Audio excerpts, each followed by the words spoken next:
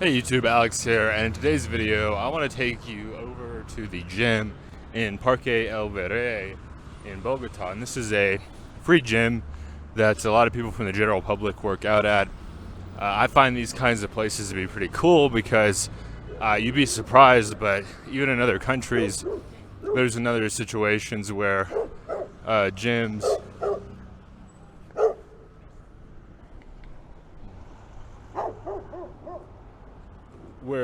gyms you'd be surprised, but around the world, gyms can actually still want you to sign that contract, and I don't want to sign a contract for a membership that I'm only going to use for a month. So I like to find some of these public spaces that have nice equipment, relatively speaking, but I can use it as I please, and then when it's time to go, that's the end of my obligation, basically, to work out. So yeah, let's go ahead and get down here.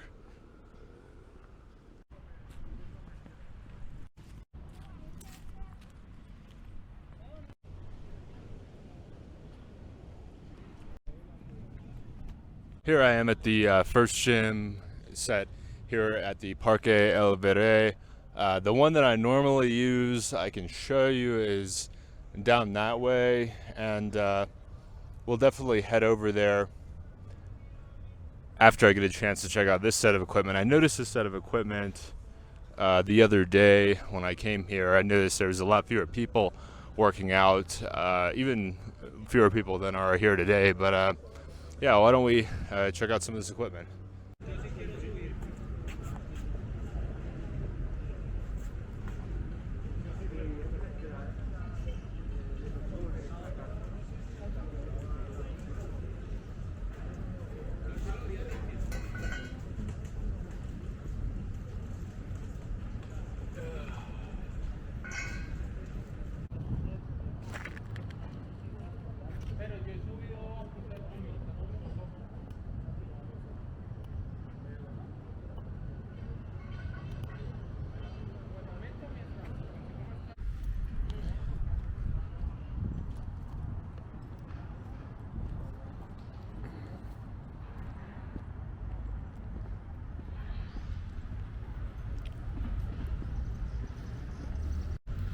So I'm here at Parque el Virrey, and I'm here to do some exercising because, as you can see, it's a beautiful day, and the sun's really shining bright. It's atypical for Bogota. Normally Bogota has more of that overcast, kind of drizzly weather, but in today's case it's beautiful, so I thought I'd go and hit up the local park, perhaps do some exercise. So I'm here at the park now. So I made it to the gym I had mentioned earlier. I haven't been to this gym before, so this will be really nice. It's been a few days since I've been to this gym, so it should be a good workout. Hey YouTube, so I just finished up my workout, and I just want to show you some of these things they have here. This is free for public use. This looks like a dip bar.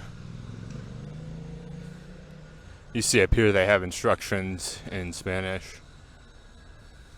And they even have, I'll show you on this other side, they even have an email where if you go to this email, I believe they'll provide you with an orientation. It says here, orientación de entrenamientos. And so then up here we have the pull-up bar. We have some more pull-up bars over here. You can see they've got different heights, different lengths. Over here they have, of course, where you can do different types of crunches and ab exercises. And then I don't know, I guess these are dip bars for seated dip. But over here they have a couple of things for your shoulders.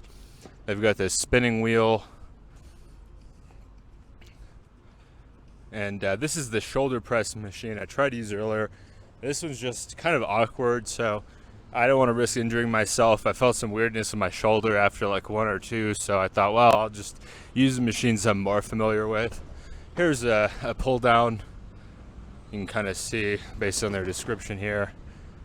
Espalda movilidad reducida.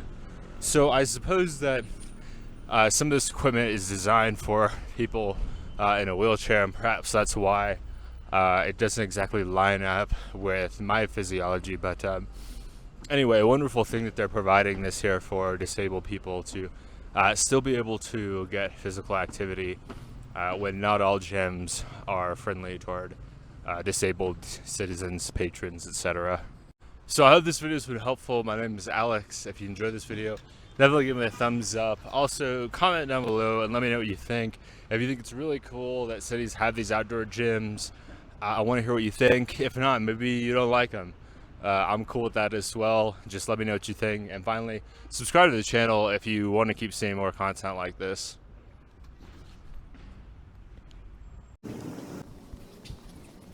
So I do apologize for those who were wanting to see me work out. Unfortunately, I didn't bring the stand with me today, but I'll probably try to do a similar video in Cusco, so we'll see how that goes.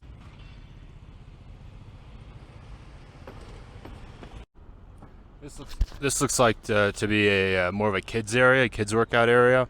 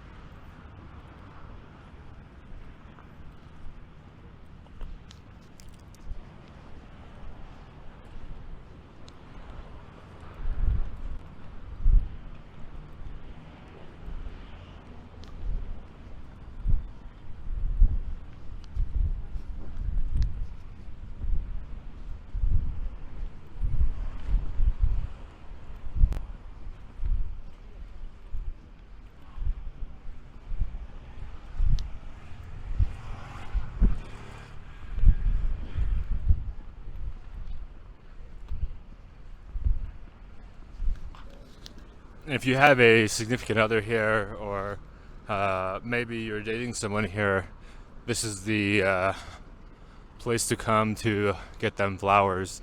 They even take MasterCard at this one. So yeah, this is the, if I'm not mistaken, this is the historical Bogota flower market.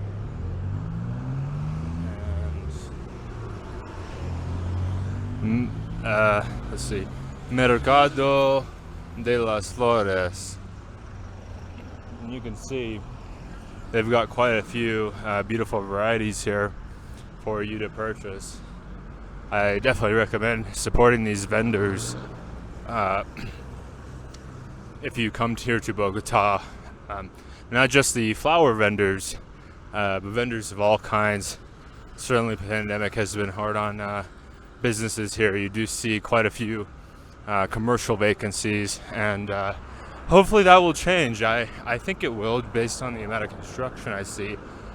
Even though there are vacancies, it looks like many of these construction projects are continuing. So clearly some of these people that are financing these deals, they believe that the economy here will improve and will rebound. So we'll see how that goes.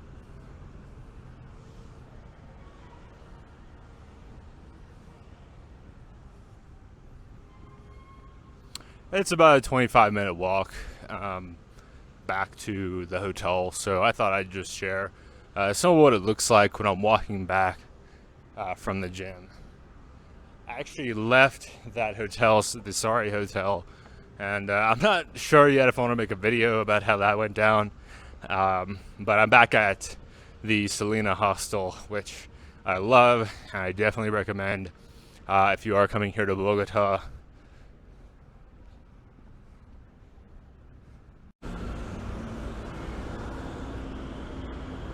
That's something that you will see a lot here in Bogota. And you'll see this in a lot of developing countries, is you'll see these really cool mopeds and motorbikes, motorcycles. You'll even see bicycles that have been modified with some kind of engine mechanism that allows either for assisted pedaling, or perhaps it can even do other things. But it seems like it aids the cyclist in terms of the power output that they're able to generate. And that really makes it more efficient for these cyclists that perhaps they're cycling for work, they're delivering food, they've got a lot of different things going on, and they don't want to burn out perhaps halfway through the day. That's something to think about, is, as some might say, you can build up, and I certainly believe you can, but one thing to differentiate between these food delivery cyclists and professional cyclists is that the professional cyclists, their sole goal in life is typically, or their top goal in life is to become a great cyclist. Whereas, somebody who's delivering food, their goal is to get the goods there as efficiently as possible, and then they presumably have to use the money they earn to handle all kinds of different things. Whereas perhaps with a professional cyclist, they're getting sponsorship deals that pay for their bike. They're getting sponsorship deals that pay for their cycling clothing, and perhaps they have some kind of a bike mechanic deal where they have somebody that's going to cover the cost of fixing their bike. It's interesting. I feel like if I was speaking Spanish, people would be less curious, but because I'm speaking English, it's a bit more interesting. But of course, mi español es limitado, so yeah. Kind of see some of the skyscrapers. We're here in Chapinero Norte, and we may be in Chapinero. I think Norte might not start for another few blocks. So, yeah, as you can see, one thing I will mention here that's very different from Medellin is Bogota is pretty flat, except for the foothills you see ahead. Most of Bogota is on this grid system, and it makes it nice. Like, if you're somebody who you want to walk around a lot, but you're kind of concerned, am I going to be out of breath a lot? Am I going to be perhaps unprepared physically for the demands that you really have to take on when you're doing a lot of exercising in Medellin? Especially if you're like in El Poblado, that neighborhood is extremely hilly, and exploring it is not going to be the same as, say, exploring Chapinero in Bogota, which is quite flat. Like I said, except for the periphery.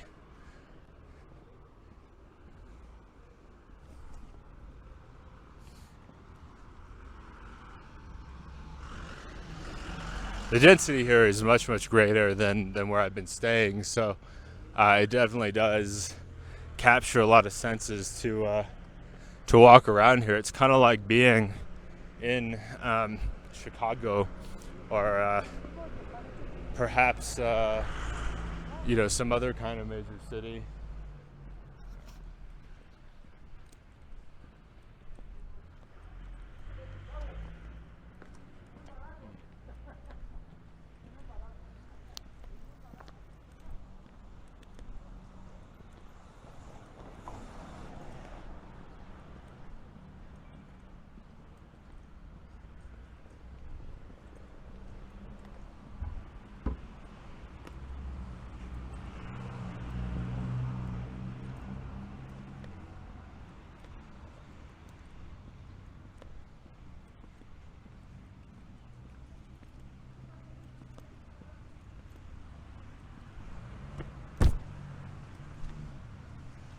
Something I wanted to add here too, if you're somebody that is concerned about safety, but you really want to come here to Bogota, besides just reading a lot of guides and watching my videos, listening to some of my tips and thoughts, one thing that you can do is you can choose to locate here in the Chapinero neighborhood. I mentioned it before in other videos, but there's a ton of private security here. If you haven't seen some of my videos, there's also a ton of embassies here, a lot of diplomats, people that are very important. So it's not going to be a situation where there's tons and tons of perhaps vagrants walking around. And as a single guy, as a guy that has trained martial arts and exercise, vagrants aren't the worst thing or worst issue I've encountered. But if perhaps I was a single gal, maybe a college student, backpacker gal, and I wanted to come here, I don't know that I would be as comfortable recommending, say, Candelaria. That's going to be your popular recommendation because it is the old city of Bogota. However, at night, Candelaria can be quite dangerous. A buddy of mine, his sister was pickpocketed about a month ago. Was the last time they went down there before we went down there together.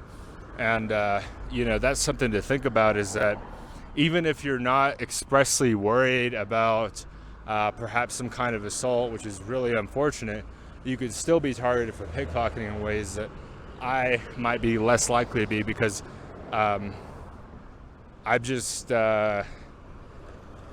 constantly vigilant. Unfortunately, based on my own experiences in life, I'm constantly vigilant, and I notice that I'm probably more vigilant than the average person. So perhaps that contributes to me not having issues, but I'd hate for you to have issues, and that's why I do recommend this Chapinero neighborhood if you are undecided, if you can't really figure out where you want to stay.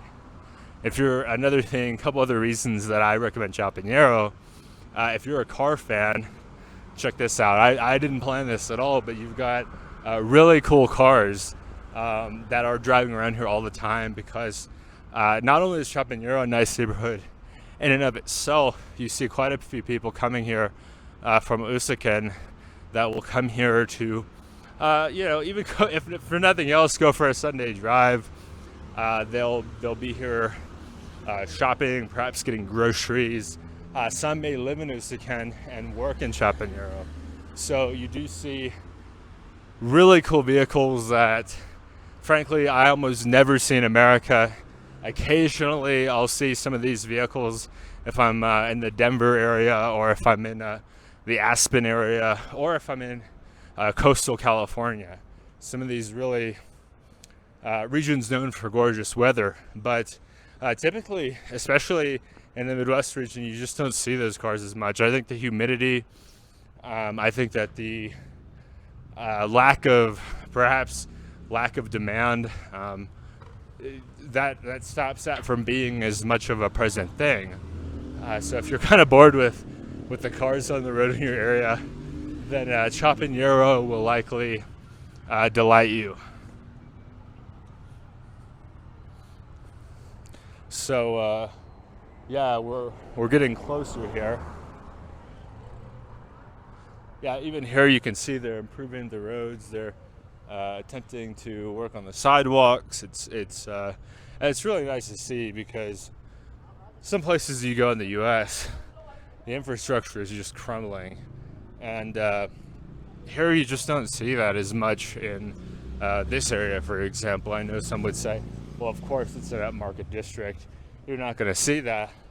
But either way, certainly there are upmarket districts in other countries that do not have the best infrastructure. And also something to consider is that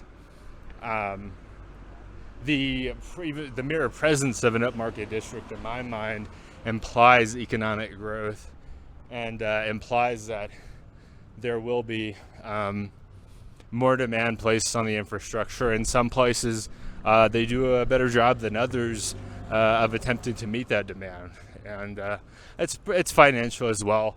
Obviously, it's going to be cheaper to build a road here in Bogota than it is in New York City, but it's still worth considering that logistically, some of the challenges are similar. You're talking about having really limited space, so it's not so easy to bring in various kinds of trucks and supplies like cement, gravel, these kinds of things. Not to mention parking. It's typical, from what I've observed, for construction workers to drive in. Maybe they have different kinds of tools that are unique for the job. So they're going to have to figure out a way to park those vehicles. So, like I said, some of the same challenges that are present in big cities in the United States, even if it's more expensive to do construction there, you're still having some of the same challenges to get things done. But they do well. I mean, you see how many tall and really cool looking buildings are here in Bogota. And it's like nearly limitless.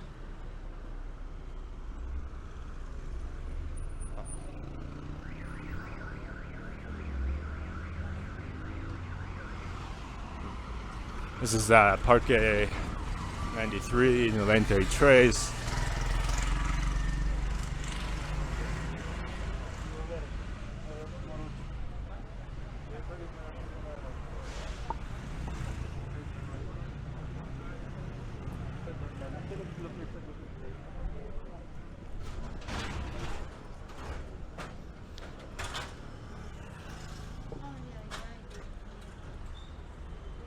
A hint as to where I'm going next.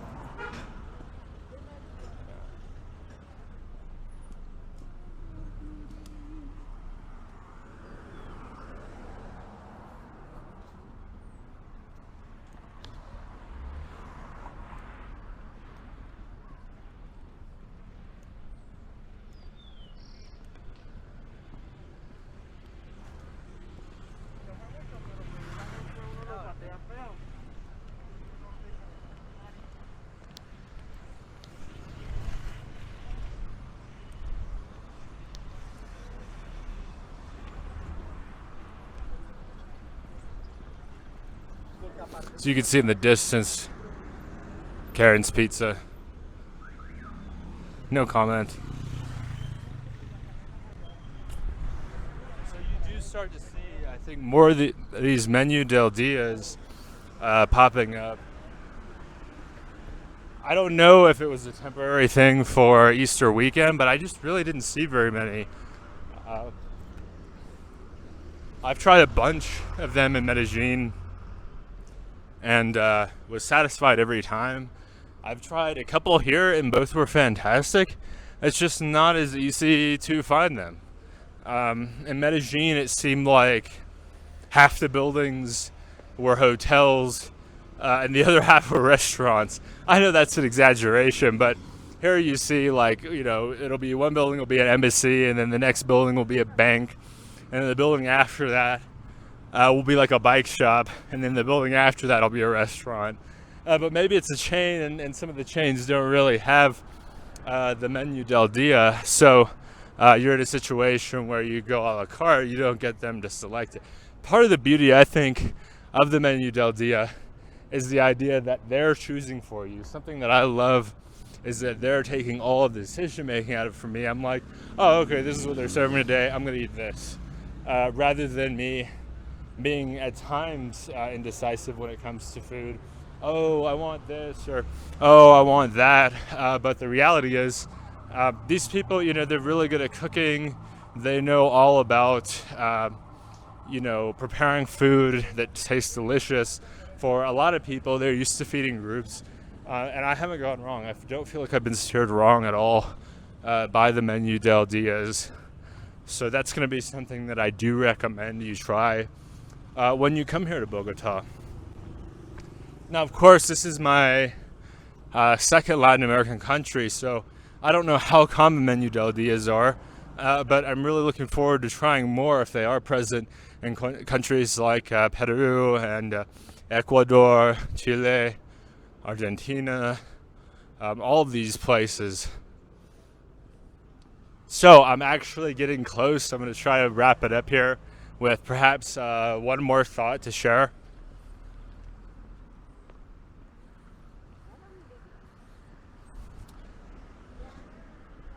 So why don't I go ahead and cover a little bit of why I went to that other hotel I did a video of, and why I'm back at my original hotel here in Bogota. So in this case, with my original hotel with Selena, they hosted a party. It was like last Thursday night, and a lot of people, showed up, and I needed to basically be careful because, with my flight upcoming, I take a test tomorrow, an antigen test tomorrow, and if I don't pass, I'm gonna have to stick it out for a while. I'll have to likely extend my visa in Colombia and book another flight. And, I'm not necessarily totally worried about that as far as like on a panic situation, but I do want to go ahead and get to Peru. So I thought, well, if they want to host parties, I'm not going to be one of those types to make a bunch of noise, but I also don't want to fail my test and have to extend my trip, and maybe even they have some kind of requirement of quarantining if you fail. But all of these things could be avoided by me. Kind of stand by myself for the next couple of days for the most part. So I did choose a different hotel. That hotel had issues, which I'll get into later. But anyway, I'm back in my original hotel now and happy with it. The people that work at Selena are awesome. The security, the front desk people, the people that make the food there and serve the food. The cleaning staff, fantastic. And I can't say enough positive things about it. But I want to go ahead and wrap up. Thanks for watching. Like, comment, subscribe, all that good stuff. And I'll talk to you next time.